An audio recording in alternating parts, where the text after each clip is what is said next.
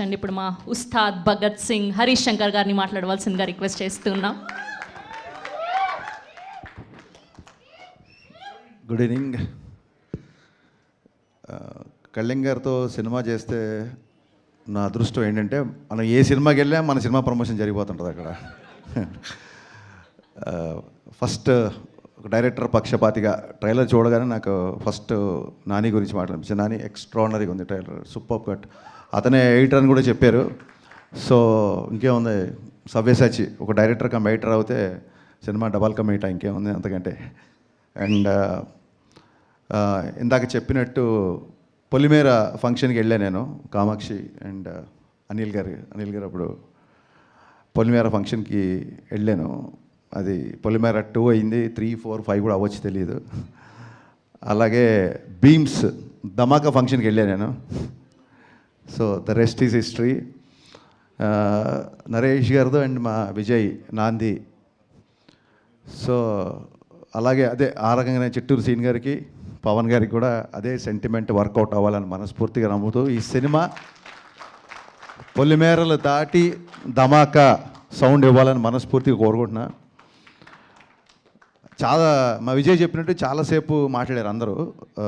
Director గారు of course first cinema emotion ఆయన, కామాక్షి గారు చాలాసేపు మాట్లాడారు, అలాగే మా డైరెక్టర్ గారు. నా ఆశ్చర్యం ఏంటంటే వీళ్ళందరూ కలిసి 2 గంటల సినిమా ఎలా తీశారని. So that is going to be the biggest surprise అని నా feeling. I'm waiting for that surprise. And Ramesh Reddy గారు ఎక్స్ట్రాడినరీగా ఉందండి మీ విజువల్స్, సూపర్. అండ్ మీరు చాలా ఫాస్ట్ అని చెప్పారు నరేష్ గారు. That is the need of an hour actually. So మీ ఇద్దరి గురించి మాట్లాడాలి, బట్ మీ ఇద్దరి గురించి అందరి గురించి మీరే మాట్లాడారు. మళ్ళీ మీ ఇద్దరి గురించి నేను మాట్లాడే వెంటనే హర్ష అండ్ జీవన్. చాలా టైం అయిపోయింది యాక్చువల్గా. చిట్టూరు సీన్ గారి గురించి చాలా మాట్లాడాలి నేను. మేబీ సక్సెస్ మీట్కి మళ్ళీ అప్పుడు ఆయన గురించి చెప్తాను నేను, చిట్టూరు సీన్ గారి గురించి డెఫినెట్గా. నరేష్ గారి గురించి ఖచ్చితంగా మాట్లాడాలి. నేను ఈవీ గారి సినిమాలు చూసిన తర్వాతే నేను సినిమా రైటర్ అవ్వాలనుకున్నాను. అక్కడి నుంచి నా జర్నీ స్టార్ట్ అయింది. సో పరోక్షంగా నా సినిమాల్లో ఏమాత్రం ఎంటర్టైన్మెంట్ బాగుంటుందన్నా, పాటలు బాగుంటాయన్నా, ఇంకేమన్నా సినిమాల్లో నచ్చే విషయాలు ఉంటే మట్టుకు వాటి మీద నాకు ఈవీ గారి యొక్క స్ట్రాంగ్ ఇన్ఫ్లుయెన్స్ నా మీద ఉందండి. ఆయనతో డైరెక్టర్ అయ్యాక కలిసే నేను ఒకసారి, బట్ ఆయనతో ఎక్కువ టైం ఎప్పుడు స్పెండ్ చేయలేదు. ఆ రిగ్రెట్ ఎప్పుడు ఉంటుంది నాకు. సో నరేష్ గారి ఫంక్షన్కి నాకు ఎప్పుడైనా ఇన్విటేషన్ వచ్చిందంటే నేను ఇంకా సెకండ్ థాట్ కూడా ఉండదు నాకు, ఇమ్మీడియట్గా నేను వచ్చేస్తానంటాను. ఎందుకంటే నేను డాడీతో ఎక్కువ టైం స్పెండ్ చేయలేకపోయాను. At least I have that privilege now. Naresh గారితో నాకు ఆ టైం స్పెండ్ చేసే అవకాశం ఉంటుంది ఫీల్ అవుతాను. నాకు ఆయన అంటే అంత ఇష్టం. అంటే ఈవీ గారి యొక్క స్ట్రాంగ్ ఇన్ఫ్లుయెన్స్ నా మీద ఉంటుంది. జస్ట్ బికాస్ ఆఫ్ ఆయన వల్లే నేను, because of him I'm here అని నేను చాలాసార్లు చెప్పాను. నేను కంటిన్యూగా ఇంతమంది కొత్త డైరెక్టర్లు అని అన్నప్పుడు నేనే ఇంకా లెక్క అడుగుదామనే టైంకి విజయ్ చెప్పాడు 35 మంది డైరెక్టర్లు అంటే. డెఫినెట్గా సినిమా ఇండస్ట్రీలో కొత్త వాళ్ళకి అవకాశం ఇస్తున్నప్పుడు ఎవరికి అవకాశం ఇచ్చినా ఒక్క వ్యక్తికే అవకాశం ఇచ్చినట్టు అవుతుంది.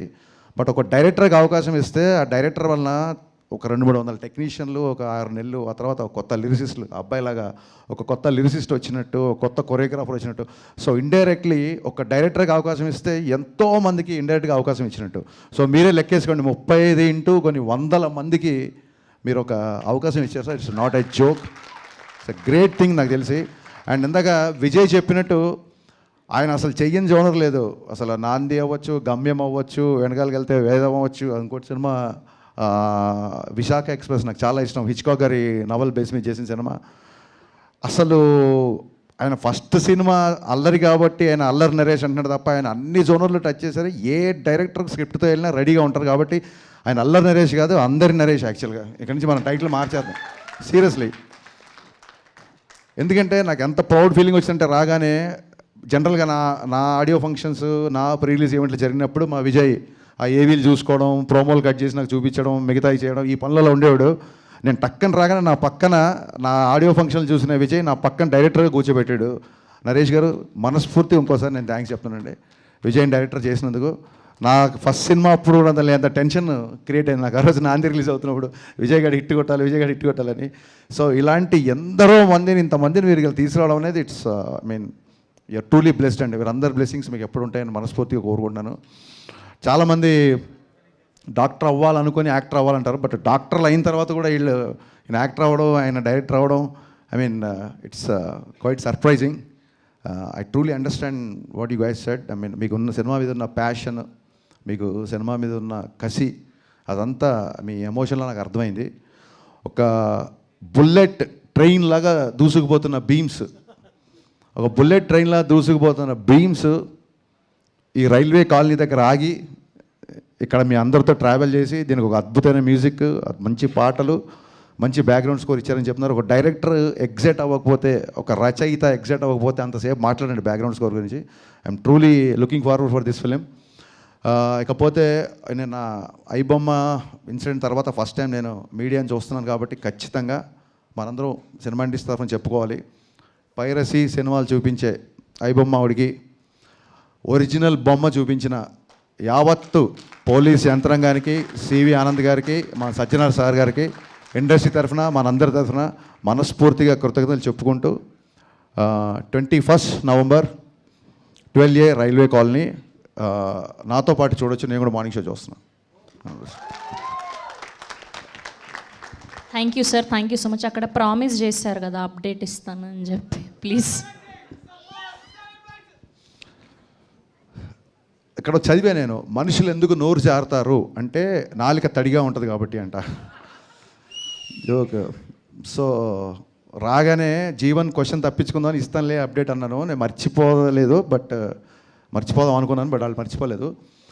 యా, ఉస్తాద్ భగత్ సింగ్ సాంగ్ డిసెంబర్లో ఉంటుంది. సాంగ్ డిసెంబర్లో రిలీజ్ చేస్తున్నాం. డేట్ అనేది కన్ఫర్మ్ చేసి చెప్తాను.